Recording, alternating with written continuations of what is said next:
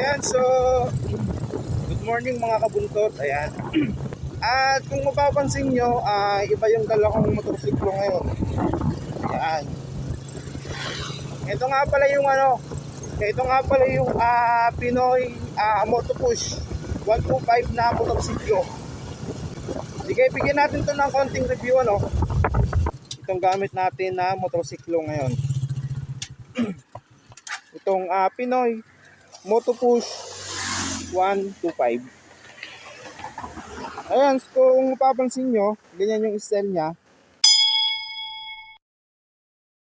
May dala akong helmet kasi galing po kami ng Calapan. Hinatid natin yung OBR natin. Ito yung ginamit natin na motor. Ito ay motor ng papa ko ito. Ayan. Ito natin yung ilaw. Nabili niya ito second hand lang. Ayan, so ang unang-unang good comment ko sa kanya mga kabuntot ay matipid siya. Yun yung unang good comment ko sa kanya.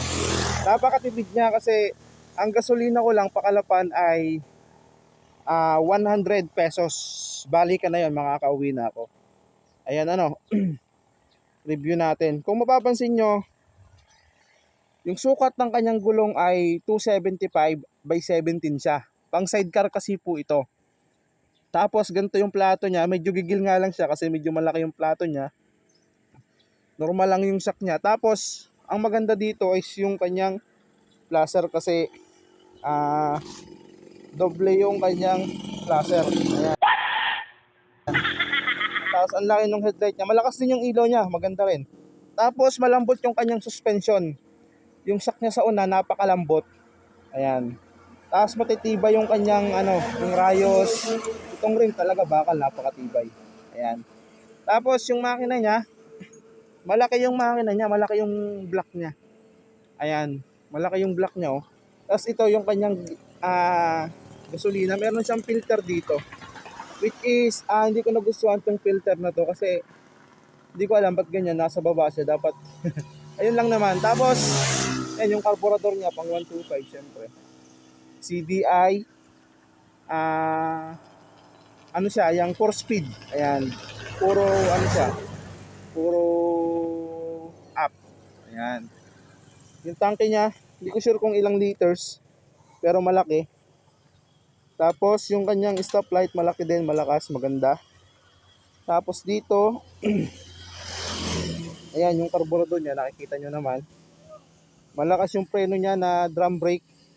Ayan, kung papansinin po natin dito sa kanyang mga switches ay magaganda po siya at mukhang matitibay. Ayan. Siyempre ito yung high and low. Ito yung kanyang signal light. Siyempre busina. Tapos ito yung patayan ng ilaw. Ito yung park light. Tapos ito yung mismong headlight. Tapos ang maganda dito mga kabuntot, meron na din siyang hazard. Ito. Ayan, hazard. Siyempre yung push button niya, which is napakaganda. Paganahin natin. Ito yung kanyang headlight. Ayan. Makikita natin dito naka-high siya. Ayan. Tapos itong kanyang hazard. Ayan Pansin nyo umiilaw. Ayan. Ayan, hazard. Ayan. Tapos maganda dito talaga, madali siyang paanda rin. Ayan Tapos kung mapapakinggan nyo yung tunog niya mga kabuntot, siya, yung tunog tunog Rider 150 siya, promise.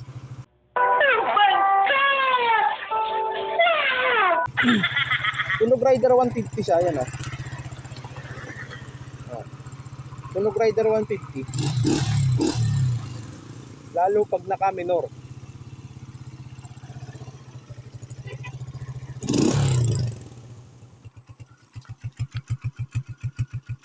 Tunog Rider siya.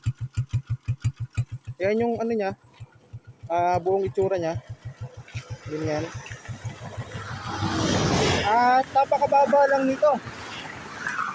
Kayang-kaya itong drive-in mga kabuntot ng 5 flat pababa yung height niya. Ay kayang-kaya itong drive-in. Tapos ganito yung niya bilog. Ito ay pinabalik ko lang to. Yun nga lang, masyadong malakas din yung ano niya, yung vibrate niya, kaya nababasag yung salamin. Siguro ay masyadong malaki yung plato na nakakabit dito ngayon kasi ito po ay pang tricycle talaga to. Pero kung seservisin mo to araw-araw ay all goods din naman kasi unang-una ay matipid, pangalawa ay madali siyang drive-in, napaka easy drive niya. Ayun. Tapos ano pa ba? Yun lang siguro, bukod sa malaki yung signal light niya, kitang-kita.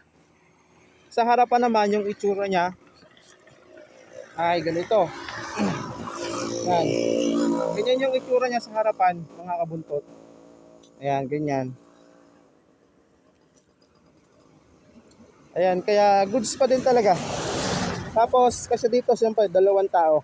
Pero kung sakali nga naman na mga kagaya nitong mga probinsya, may mga pabundok, kasi dito ang 3 tao. Yung mga paahon sa bundok, yung mga pupuntahan medyo malayo at actually ay karaniwan dito sa Mindoro, ay ganito yung service ng ang mga bahay ay medyo paahon ng bundok. Yan, hindi kasi kita yung bundok ay masyadong maraming hindi ko alam kung ano yan, usok-usok ba yan. Dito sa kabila hindi rin masyadong kita yung bundok. Ayan, so ganon. Kasi ito malakas talaga tong humatak itong ganitong motor, kaya goods na goods. Kasi ang presyo lang din naman nito mga kabuntot ay nagre-range lang din siya ng 39,000 hanggang 42,000 itong Moto Push Pinoy 125. Ayan, ito po ay gawang Pinoy. Ayan, kung makikita nyo may nakalagay dito na Pinoy, yeah, that means po kasi ay gawang Pinoy. Kaya tangkilikin po natin yung sariling atin. Kasi goods na goods din po ito. Hindi po ito China bike, gawang Pinoy po ito. Kaya goods na goods pa din. Saka okay din talaga siyang i-drive. Ayan. Medyo matulin din siya. Siyempre, mas maganda yung nag-iingat Ayan, so yun lamang po ang ating konting review dito sa motor na to. Maraming salamat po sa inyong lahat. At nawa ay patuloy nyo pong suportahan si Pops Jan Motovlog. Maraming salamat po sa inyong lahat. God bless us all.